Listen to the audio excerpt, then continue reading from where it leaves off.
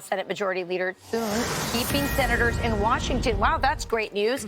This weekend, as lawmakers tried to break the shutdown stalemate with a possible test vote this weekend to reopen the government. Chad Pergram is live on Capitol Hill with more. Good morning, Chad. Hey, guys. Good morning. The wheels are turning behind the scenes, but it's unclear if a weekend session can reopen the government.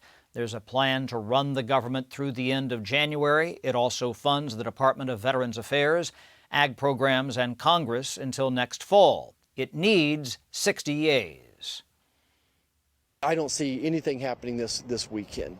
I'm not sure what it'll take to move us. My guess is the only thing that'll move us right now is when the airports are so delayed and Americans are so fed up with this. They tell the Democrats to say, stop keeping the government closed.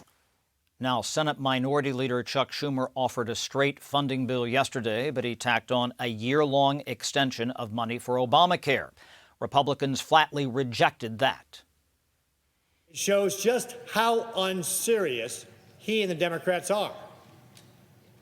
That offer is full of horse hockey. It has things in it that Republicans cannot accept, and he knows it. A number of other folks have talked about leverage. They need to have this shutdown for leverage.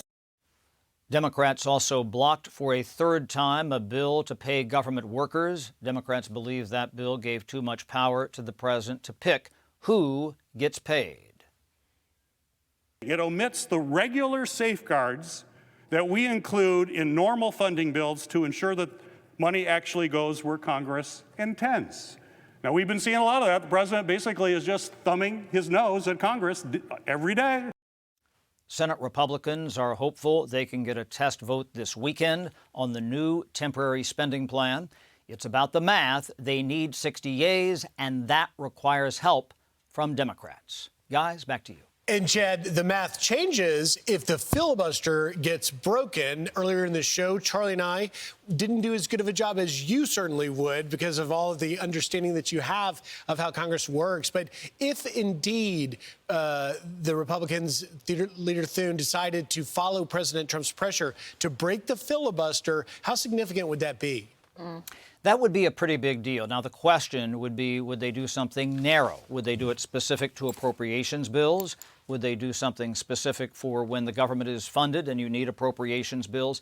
It's based on precedent. And I would note that when they've changed the filibuster precedent, not the rule, it takes 67 votes to change the Senate rules, but only 51 to establish a new precedent in the Senate. So that's why when they've changed that precedent on filibusters before, it's been that lower marker there.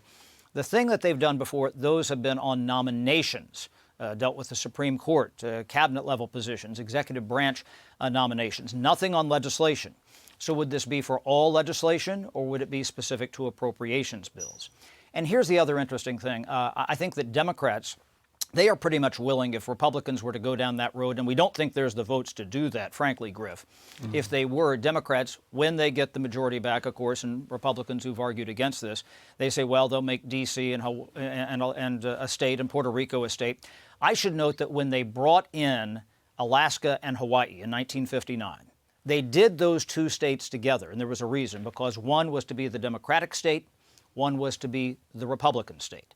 And the idea that they would have balance. Well, D.C. and Puerto Rico probably would contribute 4 Democratic senators to the Senate, and the Republicans then would never get control of the Senate back. The interesting thing, though, over time, is that Alaska was considered to be the Democratic state and Hawaii the Republican state, and they kind of switched over time. Yeah. So that's one of the big things that they're worried about if they were to get rid of the filibuster on all legislation. But would they do something narrow, specific to spending bills or a government shutdown? We shall be watching. Great insight, as always, Chad Pergram. We can count on you. Thanks, Chad. Thank you. I'm Steve Ducey. I'm Brian Kilmeade. And I'm Ainsley Earhart. And click here to subscribe to the Fox News YouTube page to catch our hottest interviews and most compelling analysis.